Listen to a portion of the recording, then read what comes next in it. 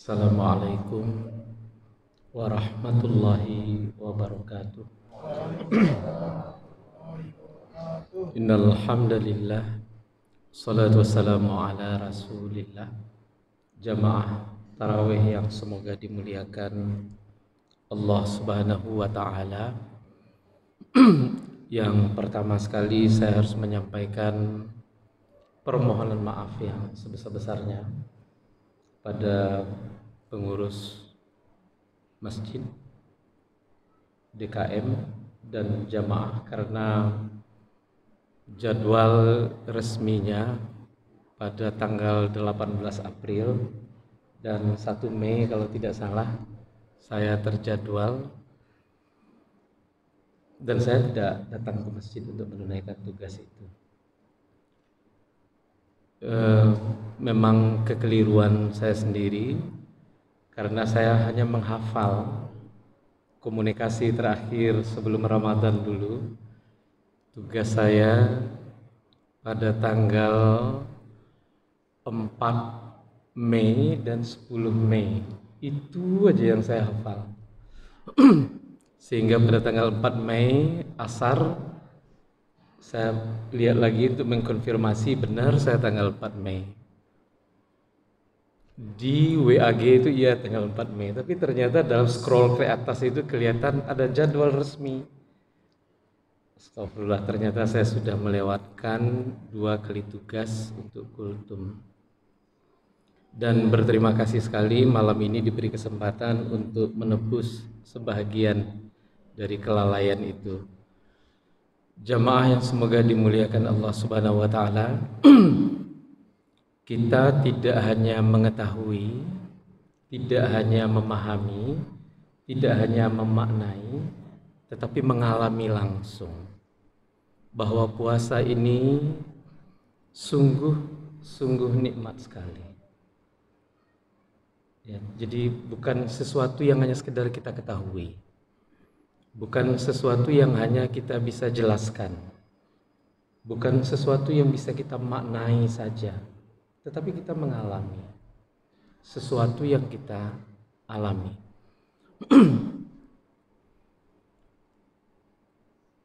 Badan yang terasa sakit-sakit dulu sebelum Ramadan, pas Ramadan ini malah tambah enak.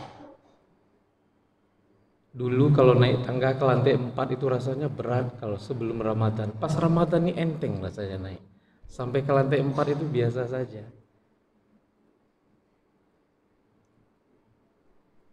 Begitu juga halnya dengan kantong dompet juga irit kalau lagi bulan Ramadan ini.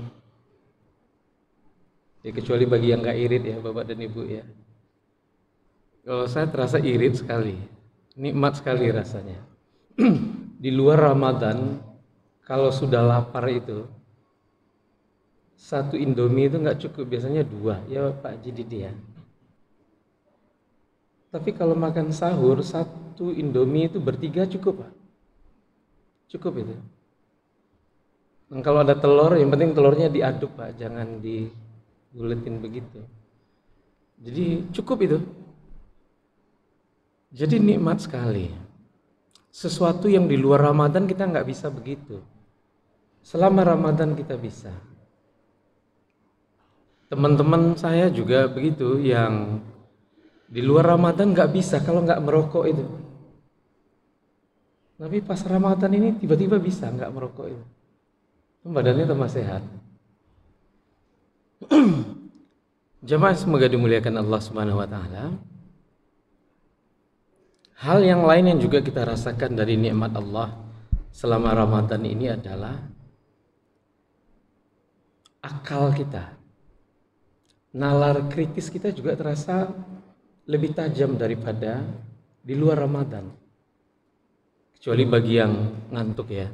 Tapi bagi yang terbiasa berpikir, selama Ramadan itu memang beda sekali. Nah, memang jamaah semoga dimuliakan Allah Subhanahu wa taala.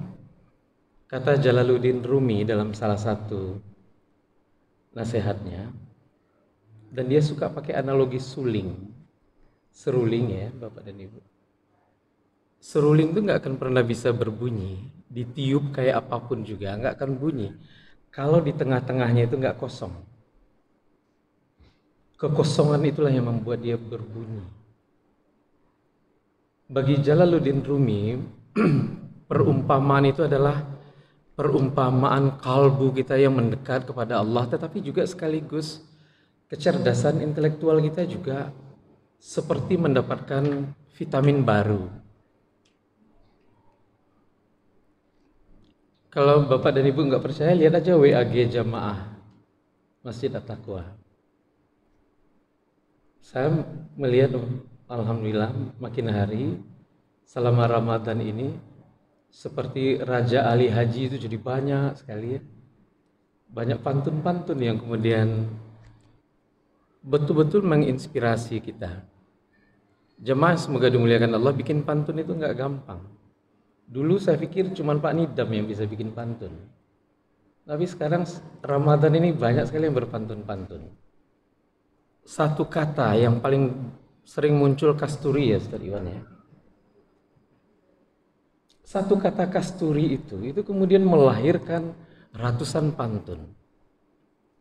Bukan hanya sekedar untuk mencari-cari AA, BB atau AB, AB, tetapi ada pesan di dalamnya. Justru ketika kita lapar, akal pikiran kita bekerja. Justru dalam puasa, nalar kritis kita jalan. Jamaah semoga dimuliakan Allah Subhanahu wa taala.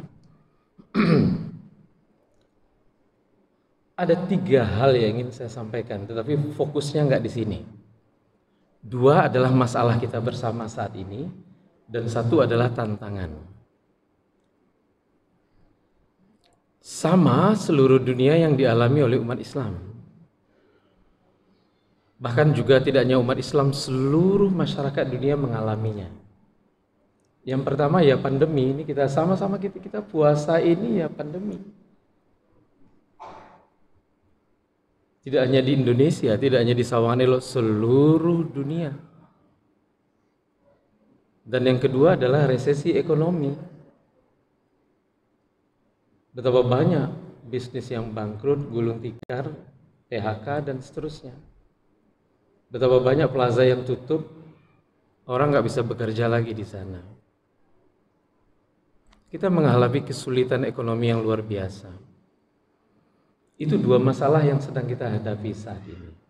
Saya nggak akan fokus di sini, jamaah semoga dimuliakan Allah.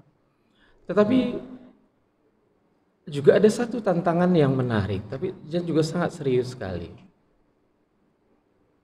Kira-kira 10 tahun terakhir, atau yang lebih keras itu sejak 5 tahun terakhir, selalu muncul di mana-mana revolusi industri 4.0. Bahwa kita tidak lagi hidup di zaman 80, 90, awal 2000, berbeda sekali saat ini. Anak-anak kita juga langsung merasakannya, apalagi pandemi, belajar daring.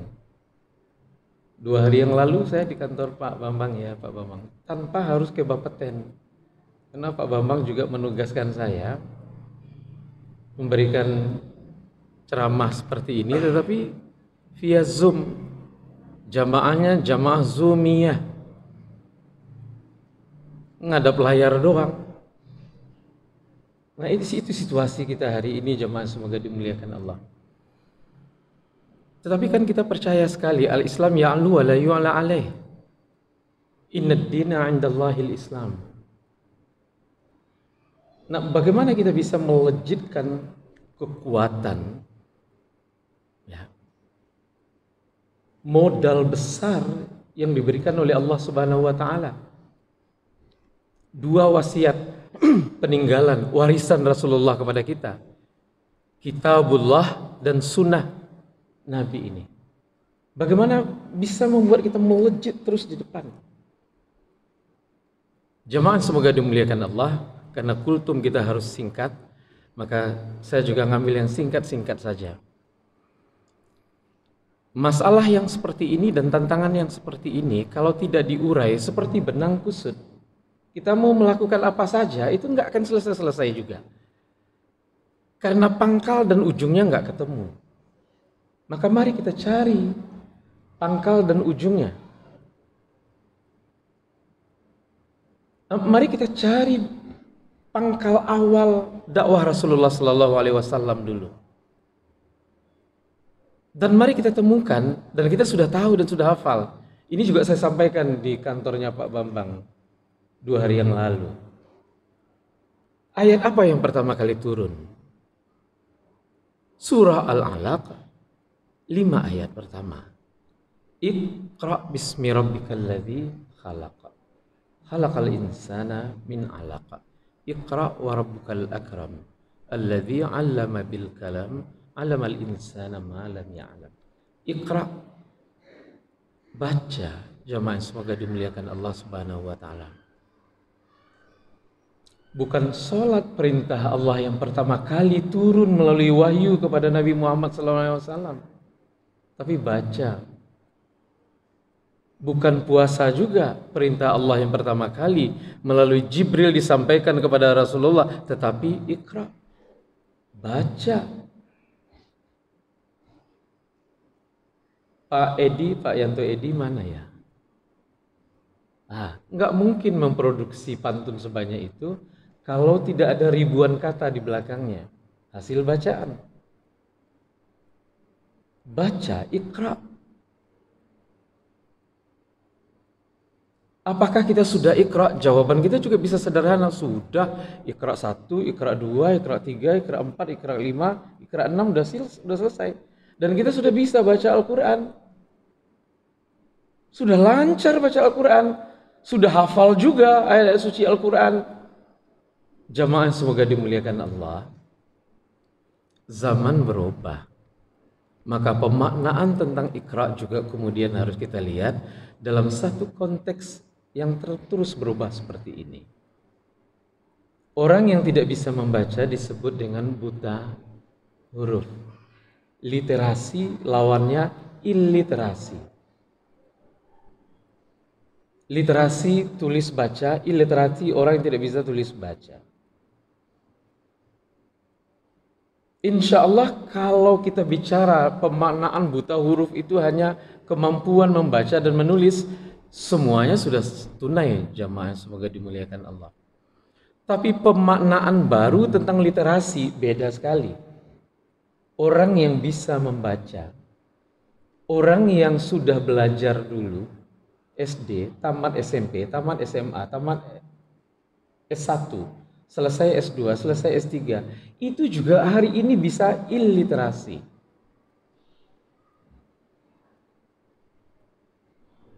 Yang disebut buta huruf hari ini bukan saja orang yang tidak bisa membaca teks dan menulis teks, bukan.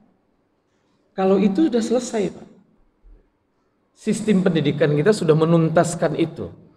Iqra juga sudah menyelesaikan itu. Iqra 1 sampai 6 itu juga alhamdulillah sangat membantu sekali. Sudah menyelesaikan kemampuan baca dan insya Allah juga tulis Arab itu.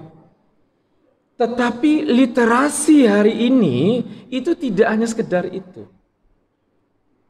Yang disebut dengan literasi hari ini adalah kemampuan kita untuk terus berada di dalam siklus. Yang pertama learn, unlearn, and relearn. Ini pemaknaan baru tentang literasi.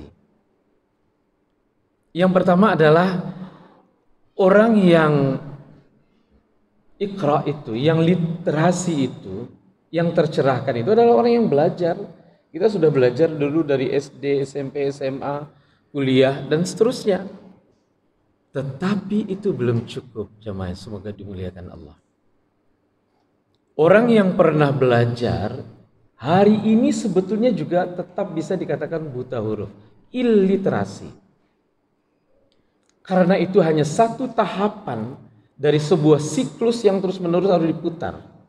Tahapan keduanya justru adalah unlearn. Jamaah semoga dimuliakan Allah Subhanahu wa taala. Imam Syafi'i itu adalah seorang pembelajar yang unlearn. Karena Imam Syafi'i punya Qaul jadid, sebelumnya qaul qadim. Imam Syafi'i punya pendapat-pendapat tentang fikih ketika masih berada di Irak, dan kemudian ketika dia sudah pindah ke Mesir, pendapatnya berbeda, sudah berubah. Dia meninggalkan pendapat lamanya, masuk ke pendapat yang baru. Dia melakukan unlearn, meninggalkan pemahaman lamanya, masuk ke pemahaman yang baru. Dan oleh karena itu